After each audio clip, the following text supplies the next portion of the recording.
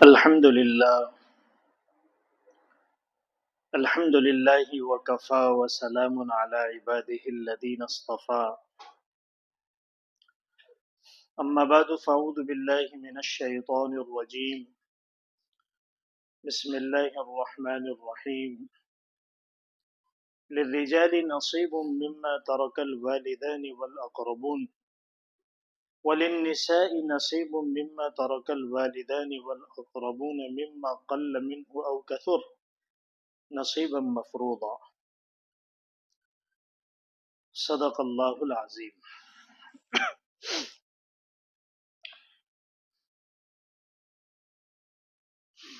بات یہ چل رہی تھی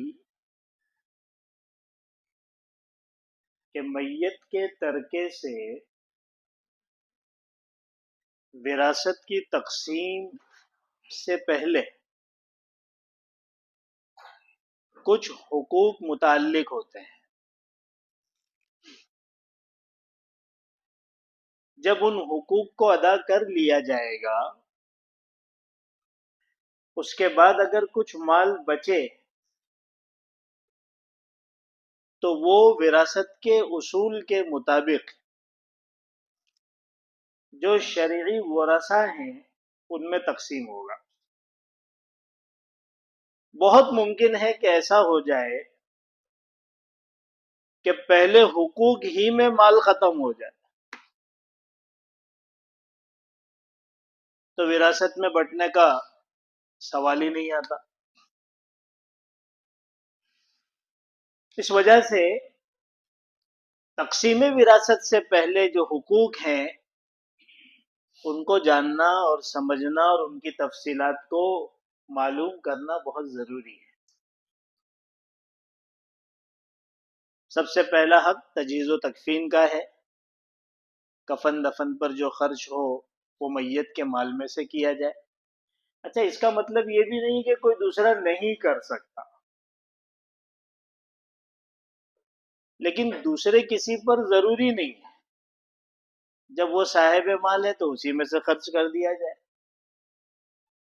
باقی کوئی اگر اپنی خوشی سے آگے بڑھ کر اس کا انتظام کر دے اور مال خرچ کر دے اور ترکے میں سے لینے تیار بھی نہ ہو اور دلی رضامندی سے ہو، کوئی جبر اور کوئی رسم و رواج کی پابندی اور ماحول کا دباؤ نہ ہو، کر سکتے ہیں۔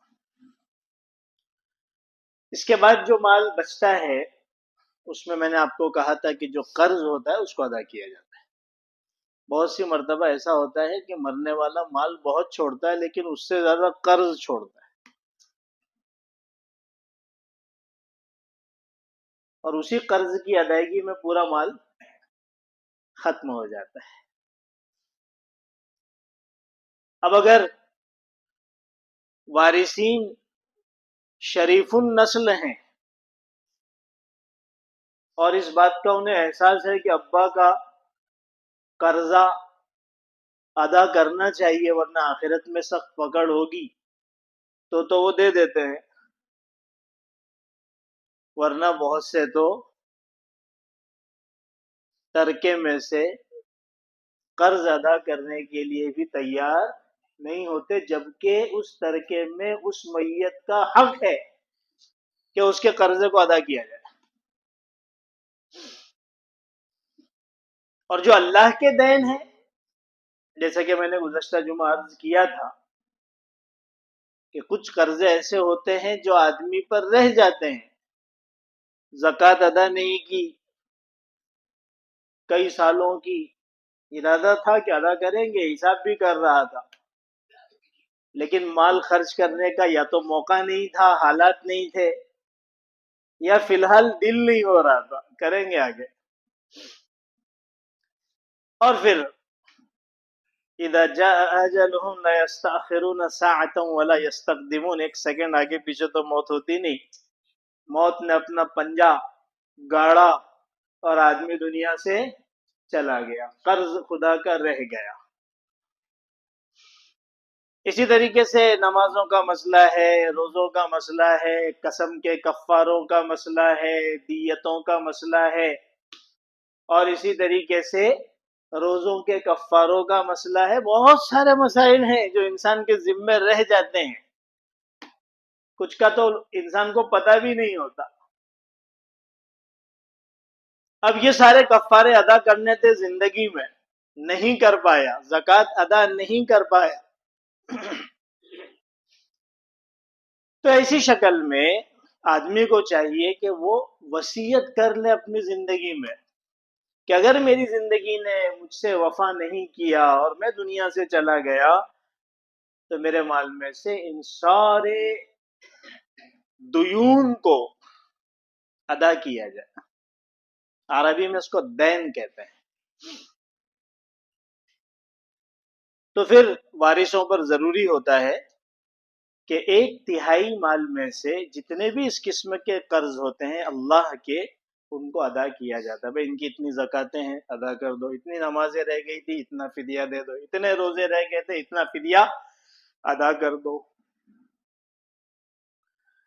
تو بندوں کے حقوق کو ادا کرنے کے لیے تو وصیت ضروری نہیں ہے، وہ تو ویسے ہی 1/3 ویسے ہی پورے مال میں سے ادا کیا جائے گا، لیکن اللہ کے قرضوں کو ادا کرنے کے لیے اگر میت نے وصیت کی تھی تو وارثوں پر لازم ہوگا کہ 1/3 کی حد تک ان دیون کو ادا وہ کریں۔ اور اگر انہوں نے وصیت نہیں کی تھی، ایسے ہی مر گئے، تو ایسی شکل میں وارثوں پر ان قرضوں کا ادا کرنا ضروری نہیں ہے۔ عذاب تو بہرحال ہوگا۔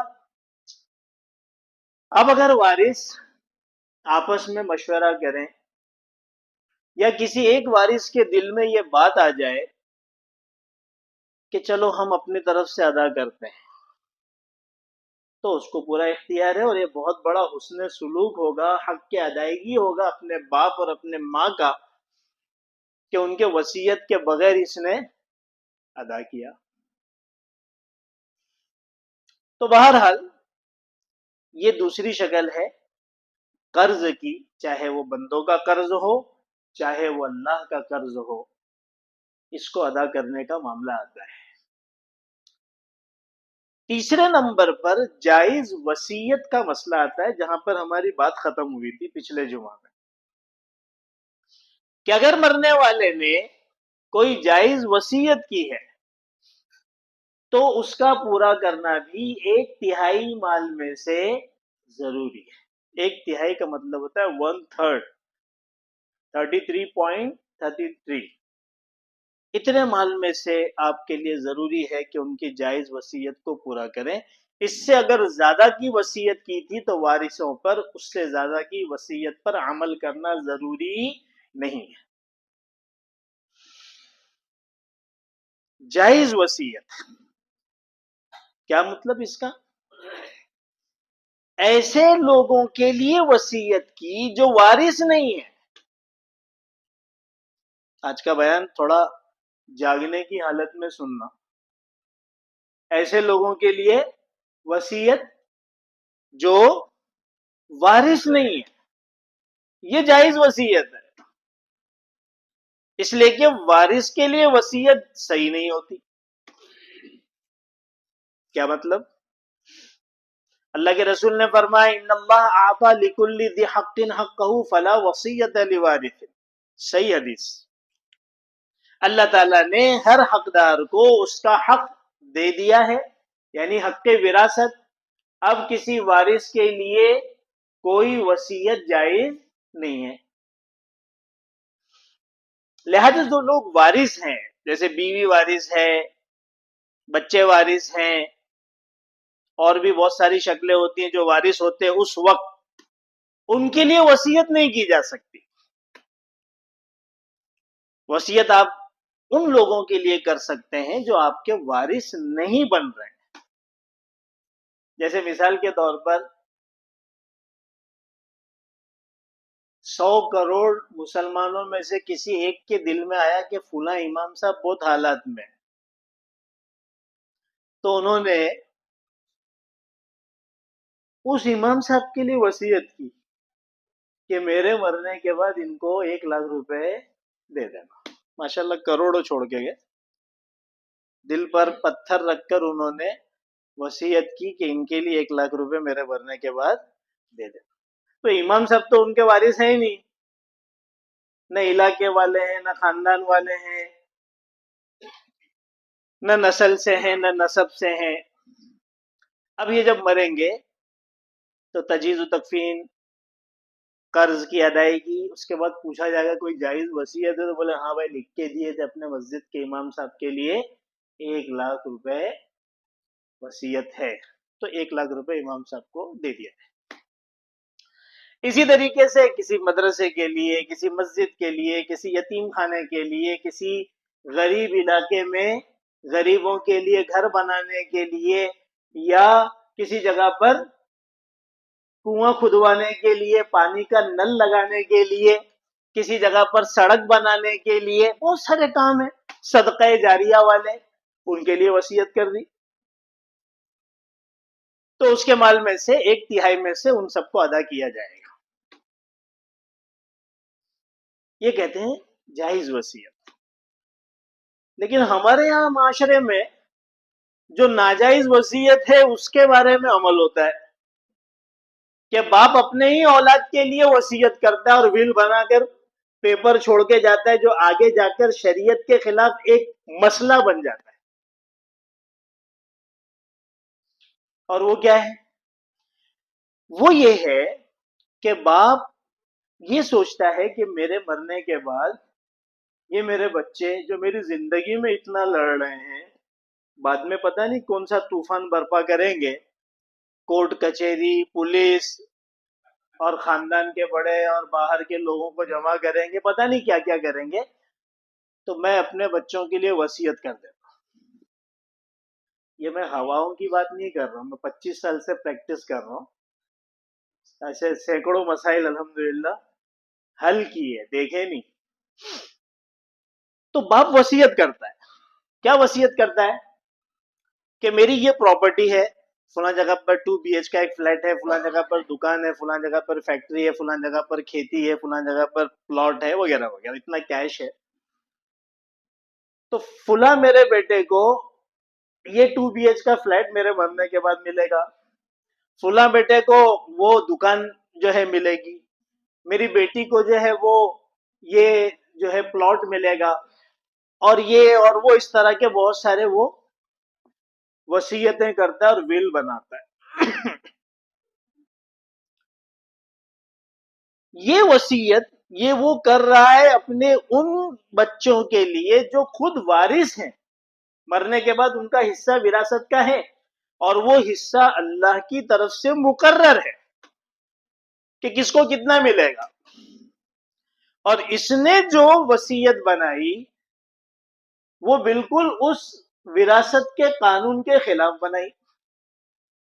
2 BH کے فلیٹ کا قیمت 2 کروڑ ہے اور دکان کی قیمت 2.5 کروڑ ہے، 50 لاکھ کا تو یہی فرق ہو گیا. جبکہ شریعت کے مطابق جتنے بیٹے ہیں ان سب کو ایک ایک پائی کے حساب سے برابر برابر حصہ ملے گا، اور بیٹی کو بیٹے کے مقابلے میں نصف ملتا ہے، آدھا. اس نے جو پلاٹ دیا وہ تو اس سے بھی بڑھ گیا کیونکہ بیٹی سے باپ کو محبت زیادہ تھی. ایسی وصیتیں شریعت کی نگاہ میں قابل اعتبار نہیں. اب اگر دین ہو، آخرت کی فکر ہو، دین کی سمجھ ہو، اور دینداروں کی بات سننے کا مزاج ہو تو ٹھیک ہے کہ ہم جیسے لوگ جب بتائیں گے کہ بھائی یہ بل شریعت کے مطابق نہیں ہے، اس پر عمل نہیں ہوگا، تو بچے مان جائیں. ورنہ تو وہ سیدھا کورٹ میں چیلنج کرتے ہیں، اور کورٹ ظاہر سی بات ہے وہ تو جو لکھا ہوا ہے اس کے حساب سے فیصلہ کرے گی.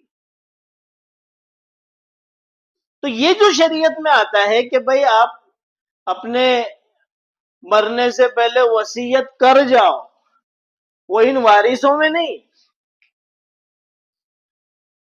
وہ تو اپنی آخرت بنانے کے لیے کچھ صدقے جاریہ کی وصیت کر جاؤ. جس کی طرف کسی کا دھیان نہیں ہوتا. اتنے طویل میری پریکٹس کے زمانے میں اکا دکا لوگ آئے ہیں، دو چار لوگ جنہوں نے کہا کہ ہم کچھ اپنے آگے آخرت کے لیے کچھ کرنا چاہتے. پتہ ہی نہیں، ذہن ہی نہیں ہے. اس کے لیے کہا گیا کہ بھئی اپنے آخرت کے لیے کرو.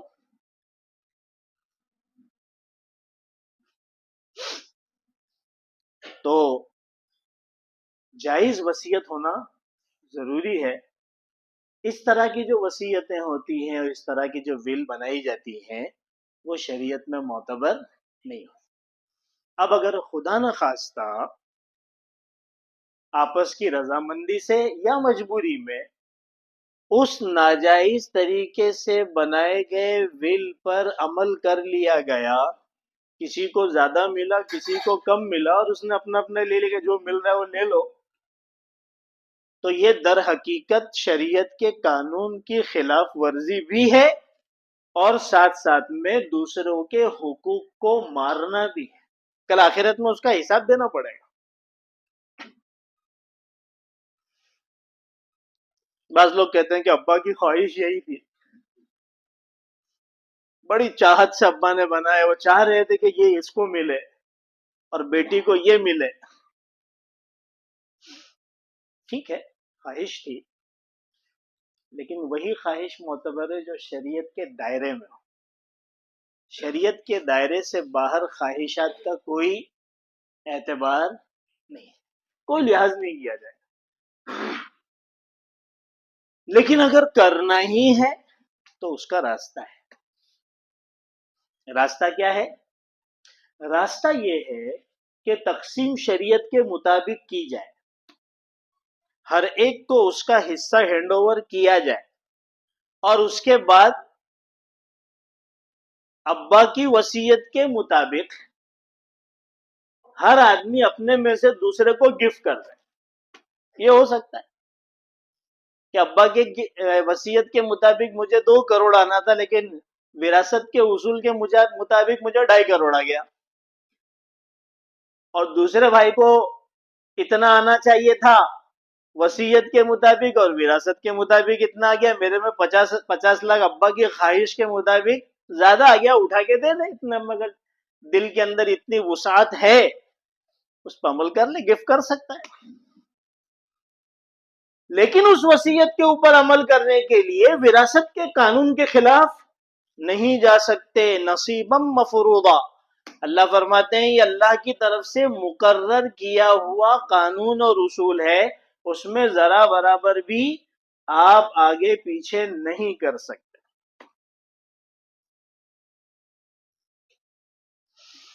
اس وجہ سے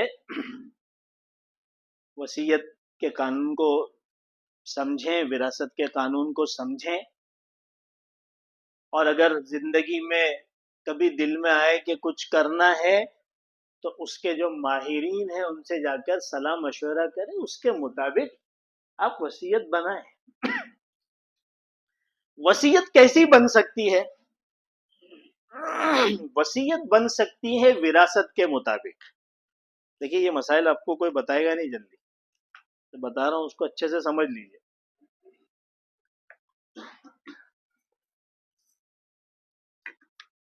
وصیت وراثت کے مطابق کیسے بنے گی؟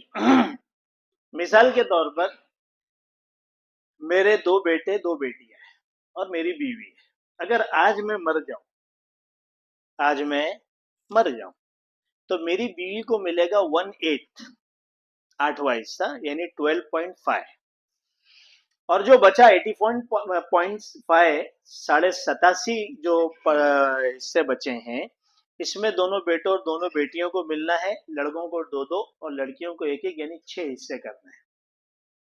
2 حصے دونوں لڑکوں کو ملیں گے، 1 حصہ دونوں لڑکیوں کو ملے گا. آپ اسی حساب سے ایک پیپر بنائیے قانونی، جہاں پر آپ کو اس بات کا اندیشہ ہے کہ کسی کے ساتھ زیادتی نہ ہو جائے، لڑکیوں کے ساتھ زیادتی نہ ہو جائے، میری بیوی کے ساتھ زیادتی نہ ہو جائے. ایسا ہوتا رہتا ہے تو انسان مجبور ہوتا ہے قانونی پیپر بنانے. اس وراثت کے اصول کو سامنے رکھ کر परसेंटेज निकाल कर, जो हम लोग निकाल के आपको देंगे, उस हिसाब से आप एक विल बनाइए कि अगर मैं मरा और मेरे मरने के बाद ये लोग हयात रहे, मेरी बीवी रही, मेरे 2 बेटे रहे, मेरी 2 बेटियां रही, तो उनमें मेरा माले विरासत इस ज़ाब्ते के मुताबिक तकसीम होगा। ये वो कौन सा ज़ाब्ता है? विरासत का, जो मरने के बाद है। तो तहफ्फुज की नीयत से आप ये ज़ाब्ते पर विल बना सकते हैं। इससे हटकर जो अलग अलग शक्लें विल की अपनी औलादों के लिए, अपनी बीवियों के लिए बनाते हैं, वो सही नहीं है। तो ये तो मसला हो गया वसीयत का। तो अगर जायज वसीयत है तो मरने वाले के माल में से नंबर 3 पर जायज वसीयत अदा की जाएगी। उसके बाद जो माल बचेगा वो वारिसों का हक है। और शरीयत ने वारिस भी मुकर्रर कर दिए। शरीयत ने वारिस भी मुकर्रर कर दिए। 3 तरह के वारिस होते हैं। एक को ज़वील फुरूज कहते हैं, दूसरे को आसाबात कहते हैं, तीसरे को ज़वील अरहम कहते हैं। मैं आपके सामने बहुत तफसील में जाऊंगा नहीं और समझ में भी नहीं आएगा। मैं आपके सामने सिर्फ एक ही तबके को बयान करूंगा, वो वारिस जिनके हिस्सों को अल्लाह ने कुरान में बयान किया, जिनको ज़वील फुरूज कहते हैं। वो टोटल 12 लोग हैं। उनमें 8 औरतें हैं और 4 मर्द। 8 औरतें हैं और 4 मर्द हैं। अल्लाह जिनकी विरासत बयान कर रहे हैं, जिनके हिस्से बयान कर रहे हैं कि किसको किस वक्त क्या मिलेगा, उसमें औरतें कितनी हैं? 8। मर्द कितने हैं? 4। टोटल कितने हैं? 12।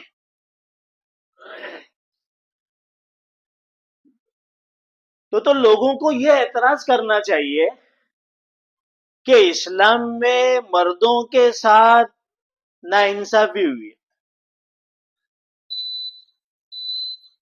क्या एतराज करना चाहिए? इस्लाम में मर्दों के साथ नाइंसाफी हुई है। ये क्या बात है? 8 औरतों का जिक्र है, 4 मर्दों का, डबल औरतें। लेकिन यार लोग एतराज करते हैं कि इस्लाम में औरतों के साथ विरासत में नाइंसाफी। अरे भाई, बात समझ में आ रही? सब माशाल्लाह पढ़े लिखे और एडुकेट लोग हैं। दुनिया में एतराज यही होता है ना, और दुनिया वाले एतराज इस्लाम पर यही करते हैं कि विरासत में औरतों के साथ नाइंसाफी है इस्लाम में। कुरान जिन लोगों का जिक्र कर रहा है उसमें औरतें 8 हैं और मर्द कितने हैं? 4। तो एतराज ये होना चाहिए था, इश्काल ये होना चाहिए था कि इस्लाम में मर्दों के साथ विरासत में नाइंसाफी हुई। और हमारे बहुत सारे मुसलमान भी इस एतराज से मुतासिर हो जाते हैं कि इस्लाम में औरतों के साथ बराबरी नहीं किया, इस्लाम में आदल नहीं है, विरासत के कानून के अंदर इंसाफ नहीं है। क्योंकि इस दौर में चलती ट्रेन में चढ़ने वाला मिजाज ज्यादा है। इस वजह से बगैर तहकीक और बगैर समझे हुए मुसलमान भी खुद इस्लाम पे एतराज कर रहे हैं। वो कुरान ही पढ़ ले तो समझ में आ जाएगा कि 8 औरतों का जिक्र है, बीवी का जिक्र है, बेटी का जिक्र है, पोती का जिक्र है, हकीकी बहन का जिक्र है, अल्लाती बहन का जिक्र है, अखियाफी बहन का जिक्र है, माँ का जिक्र है, दादी का जिक्र है। मर्दों में जाओ तो 4 ही में खत्म हो जाता है। पता ये चला कि इस्लाम ने जहां औरतों को जुल्म ज्यादती से, सदियों की जुल्म ज्यादती से निकाला, जैसे कि पिछले जुमा में मैंने कुछ तफसीर आपके सामने बयान की थी कि पहले औरतों के साथ कैसी ज्यादतियां हुआ करती थी, न सिर्फ निकाला बल्कि उनको भर भर के हक दिया। ان کو ان کا صحیح مقام اور درجہ دیا.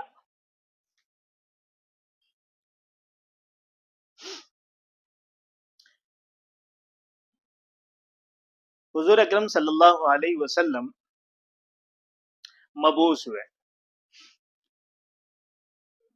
آپ کو نبوت ملی، تو ایسا تو تھا نہیں کہ پوری شریعت ایک کتاب کی شکل میں آ گئی ہو. یہ عبادات کا چیپٹر ہے، یہ معاملات کا چیپٹر ہے، یہ وراثت کے قانون ہے، آپ کو اس پہ عمل کرنا. ایسا تو ہے نہیں. اس طرح کی کتاب کی شکل میں تو شریعت اتری نہیں تھی.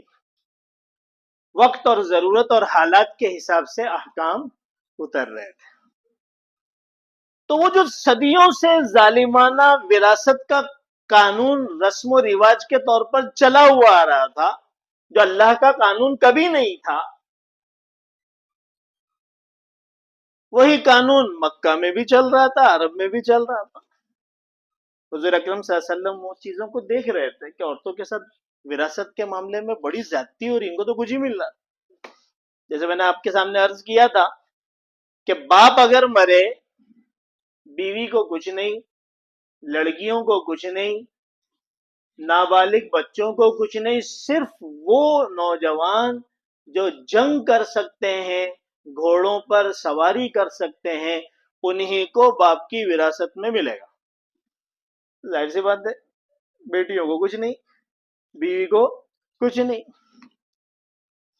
اس پر عمل ہو رہا تھا یہاں تک کہ اللہ کو منظور ہوا اس ظالمانہ نظام کو ختم کرنا. ایک واقعہ پیش آیا، یہ جو میں نے آپ کے سامنے آیت پڑھی، للرجال نصیب مما ترک الوالدان والاقربون وللنساء نصیب مما ترک الوالدان والاقربون قل منه او کثر نصیبا مفروضا. یہ آیت اتری ہے، اس کے لیے ایک واقعہ پیش آیا. واقعہ کیا پیش آیا؟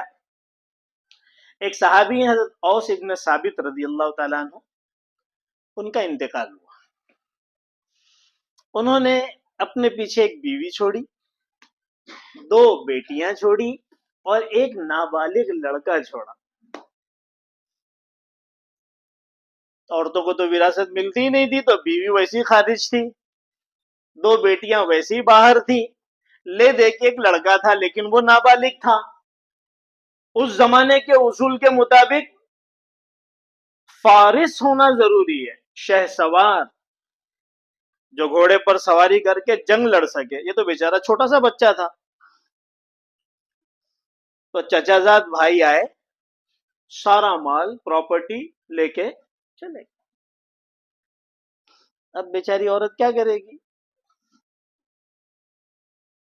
تو اس نے اپنے چچا زاد، اپنے شوہر کے چچا زاد بھائیوں سے ایک درخواست کی کہ سب تو لے کے ہی جا رہے ہو، ایک میری گزارش ہے کہ میری یہ جو دو بیٹیاں ان سے نکاح کر لو، کم سے کم اس ٹینشن سے میں فری ہو جاؤں.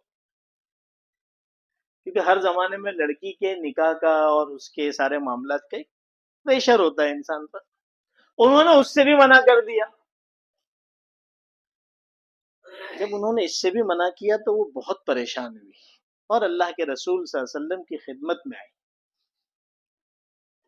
اور اپنا پورا حال بیان کیا کہ اللہ کے رسول میں تو اس حالت میں آ گئی، اوس کا انتقال کیا ہو گیا کہ میری تو ساری دنیا ہی اجڑ گئی. اے اللہ کے رسول کچھ تو فیصلہ کیجئے.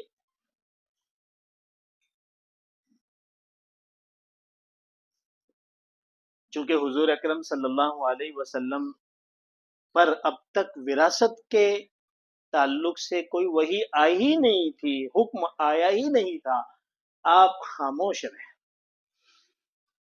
لیکن آپ کو اس بات کا یقین تھا کہ اللہ کی طرف سے کوئی قانون ضرور آئے گا جو اس ظالمانہ نظام کو ختم کرے گا.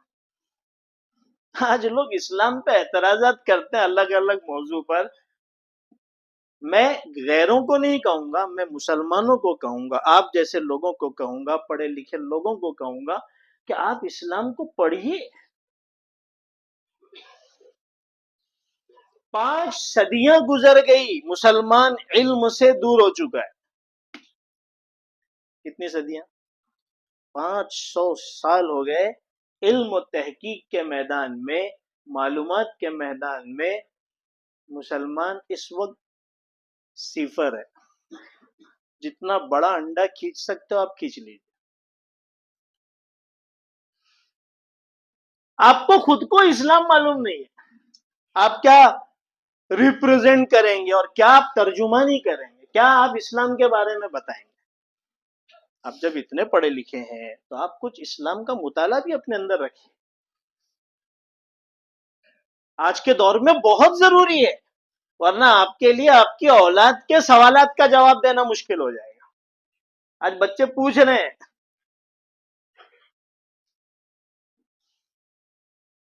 بہرحال تو حضور اکرم صلی اللہ علیہ وسلم کو اس بات کا یقین تھا کہ اللہ کی طرف سے ضرور کوئی ایسا قانون آئے گا جو اس ظالمانہ نظام کو ختم کرے گا. اور اللہ تعالیٰ کی طرف سے اللہ وحی آئی وراثت کے قانون کے تعلق سے.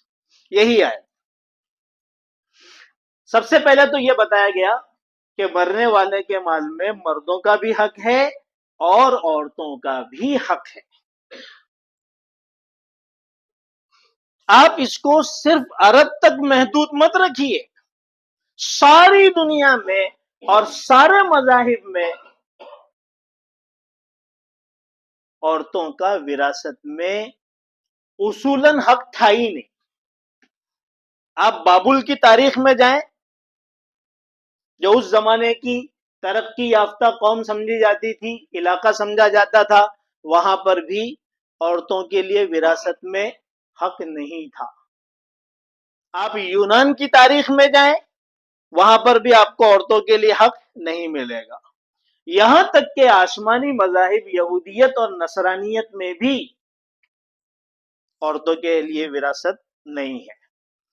کچھ قیدیں ہیں، لیکن اصولاً دیکھا جائے تو عورتوں کو خارج کرنے کی کوشش ہے کہ عورتوں کو نہ ملے. اور ہمارے ملک کا جو سناتن دھرم ہے اور جس کا مذہب منوسمرتی ہے، اس میں بھی دیکھیے انڈین قانون الگ ہے اور منوسمرتی الگ ہے، جس کو لاگو کرنے کی کوشش کی جا رہی ہے. اس میں بھی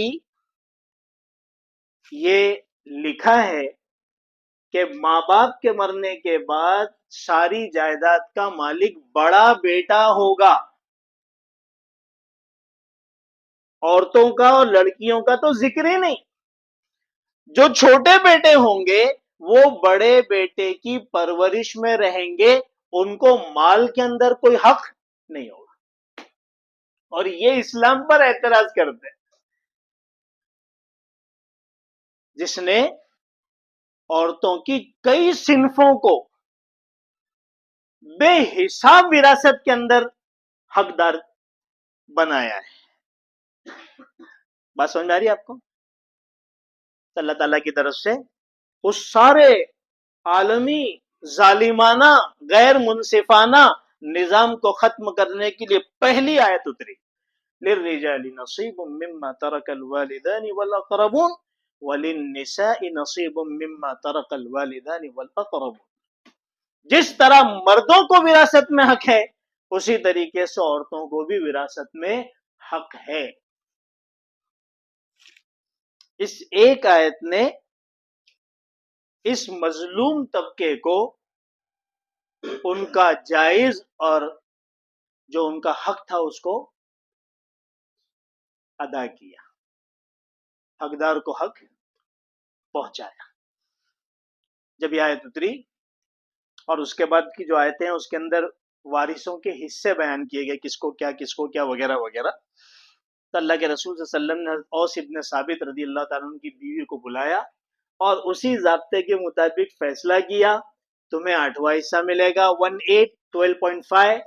تمہارے بچوں کو، لڑکیوں کو اتنا ملے گا اور لڑکے کو اتنا ملے گا. وہ جو چچا زاد بھائی تھے ان سے پورا مال لیا اور انہی کے درمیان تقسیم کر دیا. یہ ہے اسلام کی وہ سب سے پہلی وراثت کی آیتیں جنہوں نے مظلوموں کو ان کا حق دیا ہے. اب رہ گیا معاملہ یہ اعتراض کی حقیقت تو آپ سمجھ ہی چکے ہیں میں آئندہ ہفتے اس کو تفصیل سے بیان کروں گا کہ کیا اسلام میں وراثت کے قانون میں لڑکے اور لڑکی کے درمیان، بھائی اور بہن کے درمیان جو تقسیم ہے 2/1 کی یا 1/2 کی، للذکر مثل حظ الانثیین کی، کیا وہ عدل کے خلاف ہے؟ کیا وہ انصاف کے خلاف ہے؟ اللہ نے یہ قانون جو دیا ہے، ویسے اللہ جب کوئی قانون دے تو اس کی حکمتوں کو اور مصلحتوں کو جاننا ضروری نہیں ہے، وہ اس کا قانون ہے، مال اس کا، ملکیت اس کی، وراثت وہ دوسروں کو دے رہا ہے، تو اس کے لیے ضروری نہیں کہ وہ اپنے قانون آپ سے پوچھ کر کرے اور ایسے قانون بنائے جو آپ کے دماغ کو مطمئن کر سکے، ضروری نہیں ہے۔ وہ حاکم ہے، وہ جو چاہے فیصلہ دے سکتا ہے، لیکن یہ میرے رب کے قانون کی خصوصیت ہے کہ اس کا ہر قانون انسان کی عقل، بشرطے کہ عقل سلیم ہو، پوری طریقے سے اس کی عقل میں آ جاتا ہے، سمجھ میں آ جاتا ہے۔ انشاءاللہ اس کے اوپر آئندہ بات کریں گے۔ اللہ تعالی ہمیں شریعت کے تمام احکام پر اطمینان قلب نصیب فرمائے۔ وآخر دعوانا الحمدللہ رب العالمین۔